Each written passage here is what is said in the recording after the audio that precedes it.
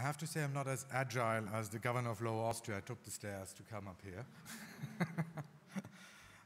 Excellencies, dear Jakub, dear Ivan, Madam Governor, ladies and gentlemen, I would like to start with thanking you, Madam Governor, for hosting us here in this idyllic village of Poysdorf, and Ivan was pointed already out, he might come back with a bike to discover one or the other cellar here. You're more than welcome, I have to say, with or without Slavkov. Danke dir für deine wahnsinnig liebe Gastfreundschaft hier. But ladies and gentlemen, it has been mentioned beforehand. I would like to start to express my heartfelt condolences to our Czech friends. And thank you, Jakub, for your touching words. And I can only echo what you said, and I can assure you, in times of need, in times of tragic events like these, we, as friends and neighbors, will always stand by your side and will always assist and help you. All of us, we are deeply saddened by the shocking events we had to witness. And our thoughts are with the victims, with the friends and neighbors, and with the families. And I would like to ask you all to take a moment of silence in memory of the victims of this devastating moment.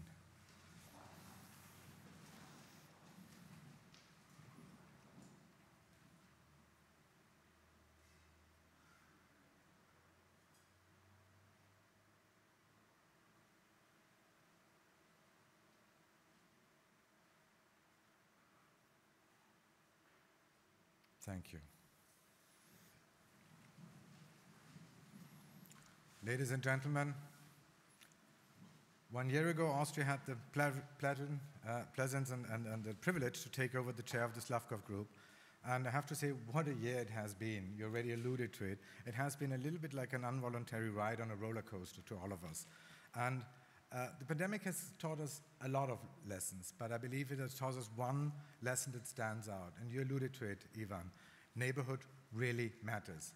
If you have suddenly a fire breaking out in your apartment, you don't turn to your friend who is in the other side of town, but you run to your immediate neighbor. And that is what happened the last couple of weeks and months.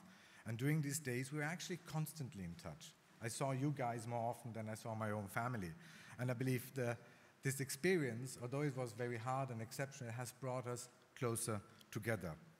But honestly, we did not only join forces to fight this pandemic, but we used the Slavkov Group too to put forward our common positions on issues ranging from the Western Balkans, EU enlargement, the fight against terrorism, or the promotion of human rights and fundamental freedoms. And I would like to wholeheartedly thank my dear colleagues, Jakub and Ivan, for all the support. And it's my great pleasure to hand over, finally, the presidency to the Czech Republic, to Jakub, and I wish you all the best, and I'm deeply convinced that you will make the best out of this Slavkov format.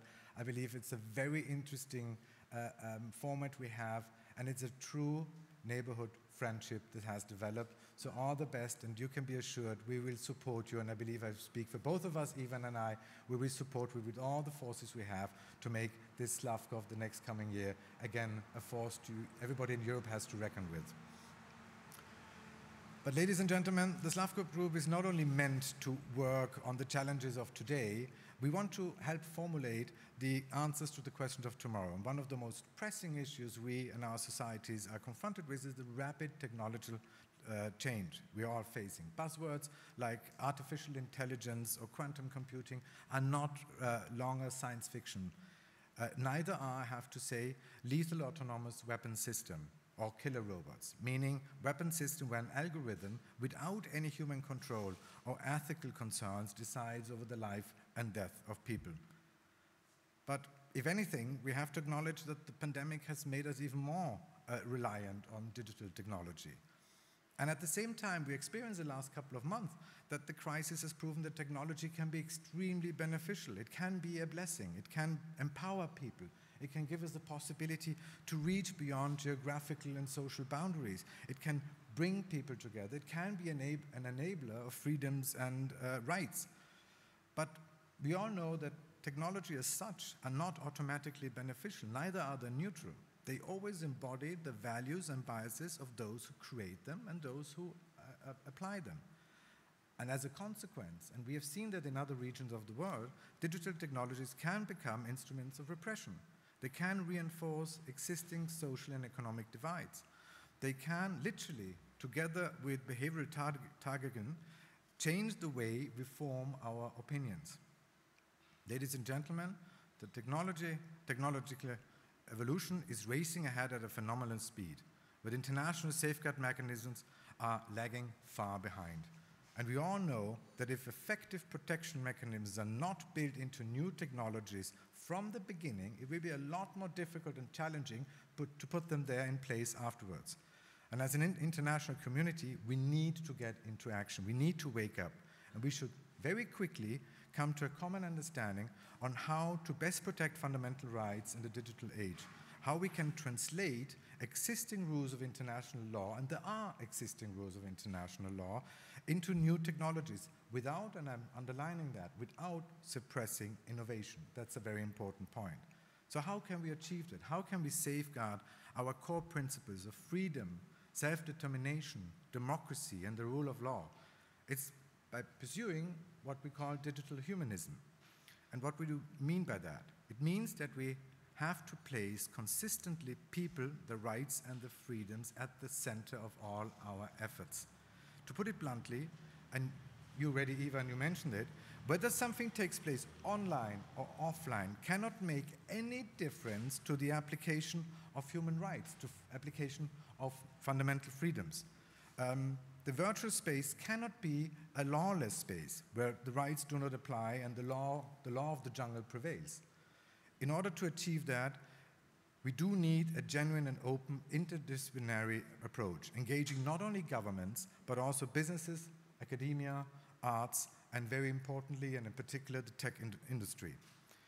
2 weeks ago, Austria, together with South Korea, organized the first high-level side event at the UN Human Rights Council in Geneva on a human rights-based approach to new and emerging technologies. This is one of the biggest challenges we're facing in the protection on the issue of protection of human rights.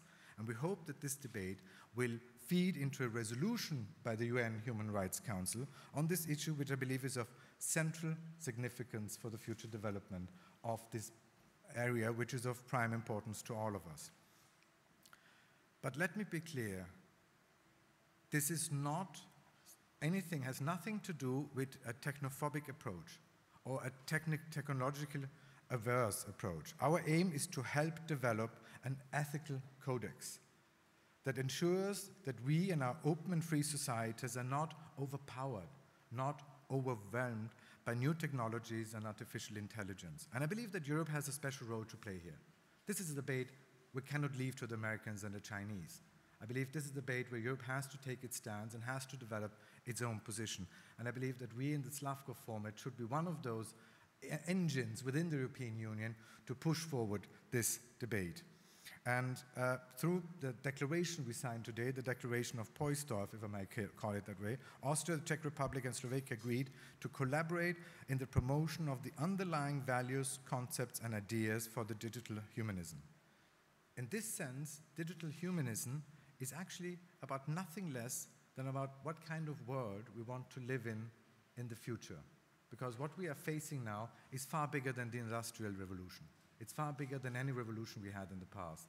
And we have, as politicians, to have a clear eye on what is happening. We cannot leave it to technicians. We cannot leave it to the IT industry. I believe there has to be a say of NGOs, of politicians, of all parts of government and of society in this development. Because what we want is a world where new technologies are based on the values and principles which are the building blocks of our societies: self-determination, freedom, respect for human rights, and democracy. Thank you very much.